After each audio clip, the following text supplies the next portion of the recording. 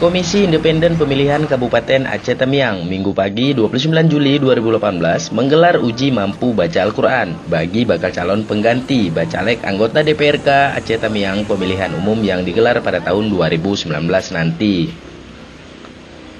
Tes uji kemampuan ini merupakan pengganti bacalek yang gugur tes uji baca Al-Quran pada beberapa waktu yang lalu, yang diselenggarakan di halaman kantor Komisi Independen Pemilihan Kabupaten Aceh Tamiang.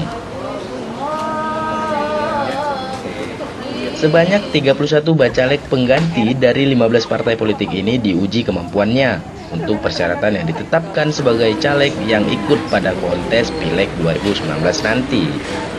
Untuk menguji para bacalek pengganti, Komisi Independen Pemilihan Aceh Tamiang bekerja sama dengan 3 instansi keagamaan sebagai penguji serta penilai pada saat ujian baca Al-Quran berlangsung. Dari Kabupaten Aceh Tamiang, Reki Ilham, Tamiang News TV.